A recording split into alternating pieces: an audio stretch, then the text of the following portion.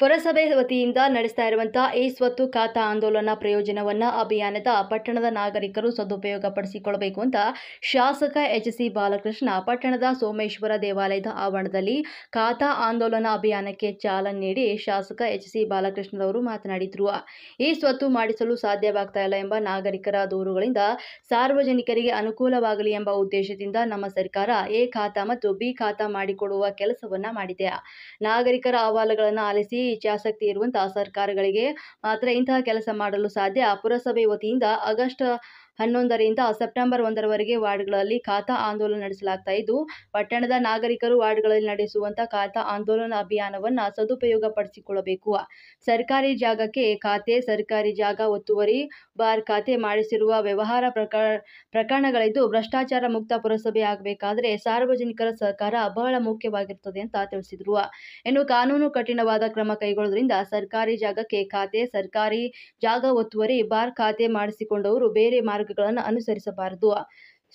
ಸ್ವಚ್ಛ ಮಾಗಡಿ ಎಂಬ ಕಾರ್ಯಕ್ರಮ ಮಾಡುವ ಉದ್ದೇಶವಿದ್ದು, ಸ್ವಚ್ಛತೆಯ ಬಗ್ಗೆ ಪಟ್ಟಣದ ನಾಗರಿಕರು ಸಹ ಕೈ ಜೋಡಿಸಬೇಕು ಅಂತ ತಿಳಿಸಿದರು. ನಮ್ಮ ಜನಪ್ರಿಯ ಮುಖ್ಯಮಂತ್ರಿಗಳಂತ ಸಿದ್ದರಾಮಯ್ಯನವರು ಮತ್ತೆ ಉಪಮುಖ್ಯಮಂತ್ರಿಗಳಾದ ಡಿ.ಕೆ. ಶಿವಕುಮಾರ್ ಅವರ ನೇತೃತ್ವದಲ್ಲಿ ಕೃಷ್ಣ ಬೈರೇಗೌಡರು, ನಮ್ಮ ಕಂದಾಯ ಸಚಿವರು, ರಹೀಂ ಖಾನ್ ರವರು, ನಮ್ಮ ಪುರಸಭಾ ಆಡಳಿತದ ಸಚಿವರು, ಹಾಗೆ ಭೈರತಿ ಸುರೇಶ್ ಅವರು, ಇವರೆಲ್ಲ ಸೇರಿ ಬಹಳ ವರ್ಷಗಳ ಸಾರ್ವಜನಿಕರ ಬೇಡಿಕೆ, ನಮಗೆ ಎ ಖಾತಾ ಸಿಗ್ತಾ ಇಲ್ಲ, ಖಾತೆಗಳು ಆಯ್ತಾ ಇಲ್ಲ, ನಮಗೆ ಯಾವುದು ಕೂಡ ಸಾರ್ವಜನಿಕರಿಗೆ ತೊಂದರೆ ಆಯ್ತಾ ಇದೆ ಅಂತೇಳಿ ಜನಗಳ ದೂರನ್ನು ಆಲಿಸಿ ಇದಕ್ಕೊಂದು ಆಂದೋಲನವನ್ನು ಮಾಡಬೇಕು. ಎಲ್ರಿಗೂ ಕೂಡ ತಾವು ಪಡೆದಿರ್ತಕ್ಕಂಥ ಮನೆಗೆ ಮತ್ತೆ ತಮಗಿರ್ತಕ್ಕಂಥ ಸೈಟ್ಗೆ ಈ ಸ್ವತ್ತಿನ ಅಡಿನಲ್ಲಿ ಎ ಖಾತಾ ಮತ್ತು ಬಿ ಖಾತಾವನ್ನು ಮಾಡಿಸ್ಕೋಬೇಕು ಅಂತೇಳಿ ಒಂದು ಆಂದೋಲನವನ್ನು ಇವತ್ತೇನು ಪ್ರಾರಂಭ ಮಾಡಿದ್ದೇವೆ. ಈ ಆಂದೋಲನ, ಈ ಖಾತಾ ಆಂದೋಲನದಲ್ಲಿ ಒಂದು ವಿಶೇಷವಾದಂಥ ಪ್ರಕರಣ, ಯಾವ ಸರ್ಕಾರಕ್ಕೆ ನಾಗರಿಕರ ಅಹವಾಲನ್ನ ಕೇಳಬೇಕು ಅಂತಕ್ಕಂಥ ಇಚ್ಛಾಶಕ್ತಿ ಇರ್ತದೆ ಅಂಥ ಸರ್ಕಾರಗಳು ಮಾತ್ರ ಇಂಥ ಕಾರ್ಯಕ್ರಮಗಳನ್ನ ಮಾಡಲಿಕ್ಕೆ ಸಾಧ್ಯ ಆಗ್ತದೆ. ಇದರಲ್ಲಿ ಅನೇಕ ನ್ಯೂನತೆಗಳು ಕೂಡ ಇದೆ.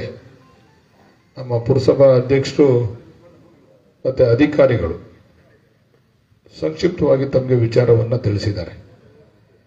ಇವತ್ತಿಂದ ಪ್ರಾರಂಭ ಆಗ್ತಕ್ಕಂಥ ಈ ಒಂದು ಆಂದೋಲನ ಇದು 1ನೇ ತಾರೀಕಿನವರೆಗೂ ಕೂಡ ನಡೀತದೆ. 11ರಿಂದ ಪ್ರಾರಂಭ ಆಗಿ 1ನೇ ತಾರೀಕುವರೆಗೂ ಕೂಡ ಬೇರೆ ಬೇರೆ ಭಾಗಗಳಲ್ಲಿ ಇಡೀ ಪುರಸಭೆ ವ್ಯಾಪ್ತಿನಲ್ಲಿ ಈ ಆಂದೋಲನ ಆಗ್ತದೆ. ಸಾರ್ವಜನಿಕರು ಇದರ ಸದುಪಯೋಗವನ್ನು ಪಡಿಸ್ಕೋಬೇಕು. ಅನೇಕ ಬಾರಿ ಸಾರ್ವಜನಿಕರು ನಮಗೆ ದೂರನ್ನು ತಂದು ಕೊಡ್ತಾರೆ, ನಮಗೆ ಈ ಸ್ವತ್ತು ಆಯ್ತಾ ಇಲ್ಲ, ನಮಗೆ ನಮ್ಮ ಹಕ್ಕು ನಮಗೆ ಸಿಗ್ತಾ ಇಲ್ಲ ಪಟ್ಟಣ ಪ್ರದೇಶದಲ್ಲಿ ವಾಸ ಮಾಡಬೇಕಾದ್ರೆ ಅಂತೇಳಿ ಅನೇಕ ಜನಗಳ ಕಂಪ್ಲೇಂಟ್. ಈ ಕಂಪ್ಲೇಂಟ್ ಆಧಾರದ ಮೇಲೆನೆ ಈ ಕಾರ್ಯಕ್ರಮ, ಈ ಆಂದೋಲನ ಮಾಡ್ತಾ ಇರ್ತಕ್ಕಂಥದ್ದು. ಇದನ್ನ ಸಂಪೂರ್ಣವಾಗಿ ಸದುಪಯೋಗ ಪಡಿಸ್ಕೊಳ್ತಕ್ಕಂಥ ಕೆಲಸವನ್ನ ಮಾಡಬೇಕು. ಇದರಲ್ಲಿ ಮಧ್ಯ ಕೆಲವು ಅವ್ಯವಹಾರ ಕೂಡ ಆಗಿದ್ದಾವೆ.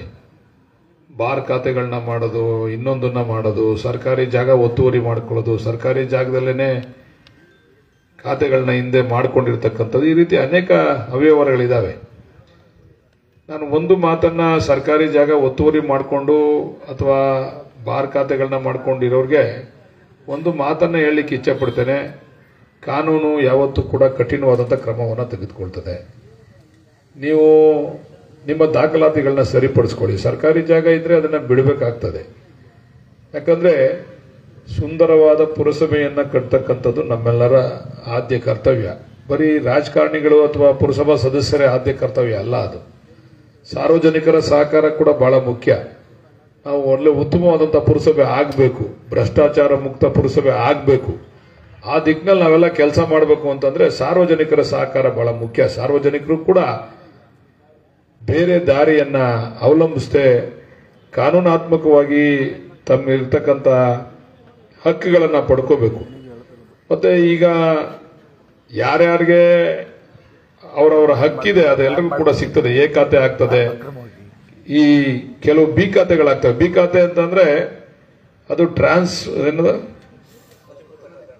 ಅಲ್ಲ, ಅನಧಿಕೃತ ಖಾತೆ ನಂತರ ಅದು ಅಧಿಕೃತ ಆಯ್ತದೆ, ಎ ಖಾತೆ ಆಗ್ತದೆ. ಅನಧಿಕೃತವಾಗಿರ್ತಕ್ಕಂಥ ಬಿ ಖಾತೆ ನಂತರ ಕೆಲವು ದಿವಸಗಳ ನಂತರ ಅದನ್ನ ಎ ಖಾತೆಯಾಗಿ ಪರಿವರ್ತನೆ ಆಗ್ತದೆ. ಅದರಿಂದ ತಮ್ಮ ಹಕ್ಕುಗಳನ್ನು ತಾವು ಪಡ್ಕೋಬೇಕು ಅಂತಕ್ಕಂಥದ್ದನ್ನ ಈ ಸಂದರ್ಭದಲ್ಲಿ ನಾನು ಪುರಜನರಲ್ಲಿ, ಪುರಸಭೆಯ ನನ್ನ ಎಲ್ಲ ಬಂಧುಗಳಲ್ಲಿ ಮನವಿ ಮಾಡ್ತೇನೆ.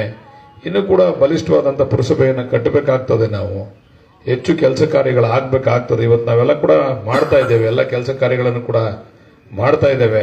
ಇದರ ಸದುಪಯೋಗವನ್ನ ತಾವು ಪುರಜನರು ಪಡ್ಕೋಬೇಕು. ಇದ್ರ ಜೊತೆಯಲ್ಲಿ ಕಸ ವಿಲೇವಾರಿನೂ ಕೂಡ ಬಹಳ ದೊಡ್ಡ ತಲೆನೋವು ನಮಗೆ, ಕಸ ವಿಲೇವಾರಿ ಆಗ್ತಕ್ಕಂಥದ್ದು. ನಾನು ಈಗಾಗಲೇ ನಮ್ಮ ಪುರಸಭಾ ಸದಸ್ಯರಿಗೆ, ಅಧಿಕಾರಿಗಳಿಗೆ ಈಗಾಗಲೇ ಹೇಳಿದ್ದೇನೆ. ನಾನು ಒಣ ಕಸ ಮತ್ತೆ ಹಸಿ ಕಸವನ್ನು ವಿಂಗಡಣೆ ಮಾಡಬೇಕು ಅಂತೇಳಿ ಪ್ರತಿ ಮನೆಗೆ ನಾವು ಹಿಂದೆ ಒಂದ್ಸರಿ ಇದನ್ನು ಕೊಟ್ಟಿದ್ದೋ, ನಾವು ಸಣ್ಣ ಸಣ್ಣ ಬಕೆಟ್ಗಳನ್ನ ಬಕೆಟ್ ಕೊಟ್ಟಿದ್ದೋ, ಸಣ್ಣ ಸಣ್ಣ ಬಕೆಟು.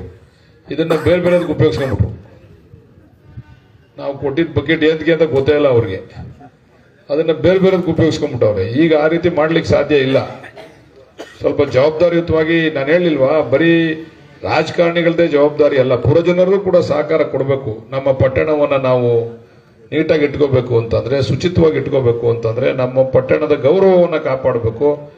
ನಮ್ಮ ಪಟ್ಟಣವನ್ನ ಶ್ರೇಯೋಭಿವೃದ್ಧಿಗೆ ನಾವೆಲ್ಲರೂ ಸೇರಿ, ಬರೀ ರಾಜಕಾರಣಿಗಳೇ ಅಲ್ಲ, ಎಲ್ಲರೂ ಸೇರಿ ನಾವೆಲ್ಲ ಜವಾಬ್ದಾರಿ ತಗೋಬೇಕಾಯ್ತದೆ. ಈಗ ಮತ್ತೊಮ್ಮೆ ನಾನು ಈಗಾಗಲೇ ಹೇಳಿದ್ದೀನಿ ಅಧಿಕಾರಿಗಳಿಗೆ, ಒಂದು ಪುರಸಭೆಯಲ್ಲಿ ಈ 2 ಬಕೆಟ್ಗಳನ್ನ ಕೊಡಬೇಕು ಅಂತೇಳಿ ನಾನು ಹೇಳಿದ್ದೀನಿ. ಯಾರಾದ್ರೂ ಕೂಡ ಅದನ್ನ ಸರಿಯಾಗಿ ವಿಂಗಡಣೆ ಮಾಡದಿದ್ರೆ ಅವ್ರ ಮನೆ ಮುಂದೆನೇ ಹೋಗ್ಬಿಟ್ಟು ಬಂದ್ಬಿಡಿ ಅಂತ ಹೇಳಿದ್ದೀನಿ. ಜವಾಬ್ದಾರಿ ಬೇಕಲ್ಲ ಎಲ್ಲರಿಗೂ. ನಮ್ಮ ದೇಶ ಸ್ವಲ್ಪ ಜನಸಂಖ್ಯೆ ಜಾಸ್ತಿ ಅಲ್ವಾ, ಕಾನೂನಿಗೆ ಎದುರ್ಕತ್ತಾರೆ ಅಷ್ಟೇ. ಒಳ್ಳೆತನಕ್ಕೆ ನಮ್ಮ ದೇಶದಲ್ಲಿ ಯಾರು ಎದುರ್ಕೊಳ್ಳಲ್ಲ, ಕಾನೂನಿಗೆ ಮಾತ್ರ ಎದುರ್ಕೊಳ್ತಕ್ಕಂಥದ್ದನ್ನ ನಾವು ನೋಡ್ತಾ ಇದ್ದೇವೆ. ದಯಮಾಡಿ ಎಲ್ಲರೂ ಇನ್ ಮುಂದೆ ಅದೊಂದು ಕೂಡ ಪ್ರಾರಂಭ ಮಾಡ್ತೇವೆ. ಸ್ವಚ್ಛ ಮಾಗಡಿ ಅಂತಕ್ಕಂಥ ಒಂದು ಕಾರ್ಯಕ್ರಮವನ್ನು ಕೂಡ ಮಾಡಬೇಕು ಅಂತ ಹೇಳಿ ತೀರ್ಮಾನ ಮಾಡಿದ್ದೇವೆ. ಎಲ್ಲರೂ ಕೂಡ ಅದಕ್ಕೆ ಸಹಕಾರವನ್ನ ಕೊಡಬೇಕು. ಪುರಜನರ ಸಹಕಾರ ಬಹಳ ಮುಖ್ಯ. ತಗೊಂಡೋಗೋದು, ಇಲ್ಲಾಂದ್ರೆ ಅಲ್ಲೇನೆ ಕಸ ಸುರಿದು ಬಿಡೋದು, ರಸ್ತೆಯಲ್ಲೇ ಕಸ ಸುರಿದು ಬಿಡೋದು, ಅಲ್ಲೆಲ್ಲ CCTV ಕ್ಯಾಮ್ರಾಗಳನ್ನ ಹಾಕ್ಸಕ್ಕೆ ಹೇಳಿದ್ದೀನಿ ನಾನೀಗ. ಯಾರಾದ್ರೂ ಕೂಡ ಆ ರೀತಿ ತಗೊಂಡೋಗಿ ಕಸಗಳನ್ನ ಅಲ್ಲಲ್ಲೇ ವಿಲೇವಾರಿ ಮಾಡಿದ್ರೆ ಅವ್ರಿಗೆ ಕಾನೂನಿನಲ್ಲಿ ಶಿಕ್ಷೆ ಕೊಡ್ಲಿಕ್ಕೂ ಕೂಡ ಅವಕಾಶ ಇದೆ. ಅದನ್ನು ಕೂಡ ಮಾಡಬೇಕು ಅಂತಕ್ಕಂಥ ತೀರ್ಮಾನವನ್ನು ಕೂಡ ತೆಗೆದುಕೊಂಡಿದ್ದೇವೆ. ಎಲ್ಲರೂ ಏನೋ ಒಂದು ಬಾಲಕೃಷ್ಣ ಏನೋ ತೊಂದರೆ ಕೊಡ್ಲಿಕ್ಕೆ ಮಾಡ್ತಾವನೆ ಅಂತಕ್ಕಂಥದ್ದಲ್ಲ. ಜವಾಬ್ದಾರಿಯನ್ನ ತಾವೆಲ್ಲ ನೀವೆಲ್ಲ ಅರ್ಥ ಮಾಡಿಕೊಂಡು ಪುರಸಭೆಯನ್ನ ಬಹಳ ಶುಚಿತ್ವವಾಗಿ ಇಟ್ಕೋಬೇಕು ಅಂತಕ್ಕಂಥದ್ದು ಇದರ ಉದ್ದೇಶ. ಅದರ ಜೊತೆಯಲ್ಲಿ ಈ ಒಂದು ಖಾತಾ ಆಂದೋಲನವನ್ನ ನಮ್ಮ ಪುರಸಭಾ ಸದಸ್ಯರುಗಳಿಗೆ ಎಲ್ಲರಲ್ಲೂ ಕೂಡ ನಾನು ಮನವಿ ಮಾಡ್ತೇನೆ. ದಯಮಾಡಿ ಮನೆಗೆ ಹೋಗಿ ಖಾತಾ ಆಂದೋಲನದ ವಿಚಾರವಾಗಿ ಜನಗಳಿಗೆ ತಿಳುವಳಿಕೆ ಕೊಡಿ. ಖಾತಾ ಆಂದೋಲನ ಮುಗಿದ ಮೇಲೆ ಈ ಖಾತೆ ಮುಗಿತದೆ. ಆದ್ರೆ ಈಗ ನೀವು ಯಾರ್ಯಾರು ಮಾಡಿಸ್ಕೋತಿರಲ್ಲ ಅವ್ರಿಗೆ ಯಾವುದೇ ತೊಂದರೆ ಇರಲ್ಲ, ನಾಳೆ ಬಾ ಅನ್ನೋ ಪ್ರಶ್ನೆ ಇರಲ್ಲ. ಯಾವ ಕೊಟ್ಟ ಸ್ಥಳದಲ್ಲೇನೆ ನಿಮ್ಮ ದಾಖಲಾತಿಗಳನ್ನ ನೋಡಿ ಈ ಖಾತಾ ಆಂದೋಲನವನ್ನ, ಈ ಸ್ವತ್ತನ್ನ ಕೊಡ್ತಕ್ಕಂಥ ಕೆಲಸ ಆಗ್ತದೆ. ಅದು ಎ ಖಾತಾ ಇರ್ಬೋದು ಅಥವಾ ಬಿ ಖಾತಾ ಇರ್ಬೋದು. ಬಿ ಖಾತಾ ಅಂತ ಅಂದ್ರೆ ಮುಂದೆ ಅದು ಎ ಖಾತಾ ಆಗಿ ಪರಿವರ್ತನೆ ಆಗ್ತದೆ. ಅದನ್ನ ತಾವು ದಯಮಾಡಿ ಇದ್ರ ಸದುಪಯೋಗವನ್ನ ಪಡಿಸ್ಕೋಬೇಕು ಅಂತಕ್ಕಂಥದ್ದನ್ನ ಈ ಸಂದರ್ಭದಲ್ಲಿ ಹೇಳಿ, ಈ ಒಂದು ಖಾತಾ ಆಂದೋಲನಕ್ಕೆ ಚಾಲನೆ ಕೊಟ್ಟಂತ, ಪ್ರತ್ಯಕ್ಷವಾಗಿ ಪರೋಕ್ಷವಾಗಿ ಸಹಕಾರ ಕೊಟ್ಟಂತ ಅಧಿಕಾರಿಗಳಿಗೆ, ಪುರಸಭಾ ಸದಸ್ಯರಿಗೆ, ಆಡಳಿತದ ಸಿಬ್ಬಂದಿಯವರಿಗೆ ತಮ್ಮೆಲ್ಲರಿಗೂ ಕೂಡ ನಾನು ಈ ಸಂದರ್ಭದಲ್ಲಿ ಧನ್ಯವಾದವನ್ನು ಹೇಳಿ, 29ನೇ ತಾರೀಕು ಒಂದು ಐತಿಹಾಸಿಕವಾದಂತ ದಿವಸ ನಮ್ಮ ಮಾಗಡಿ ಪಟ್ಟಣಕ್ಕೆ. ಬಹುಶಃ ನಮ್ಮ ಉಪಮುಖ್ಯಮಂತ್ರಿಗಳಾದಂಥ DK ಶಿವಕುಮಾರ್ ಅವರು, ಮತ್ತೆ ಕೃಷ್ಣ ಬೈರೇಗೌಡರು, ರಾಮಲಿಂಗ ರೆಡ್ಡಿ ಅವರು, ಮತ್ತೆ ನಮ್ಮ ಈಗ 40 ಕೋಟಿ ಹಣವನ್ನ ನಮ್ಮ ಒಳ್ಳೆ ಆಸ್ಪತ್ರೆ, ಸುಸಜ್ಜಿತವಾದಂತಹ ಒಂದು ಮಾಗಡಿ ಪಟ್ಟಣದ ಹಾಸ್ಪಿಟಲ್ ಅನ್ನ ಕಟ್ಟಲಿಕ್ಕೆ ಈಗ ಟೆಂಡರ್ನ ಕರೆದಿದ್ದೇವೆ ನಾವು.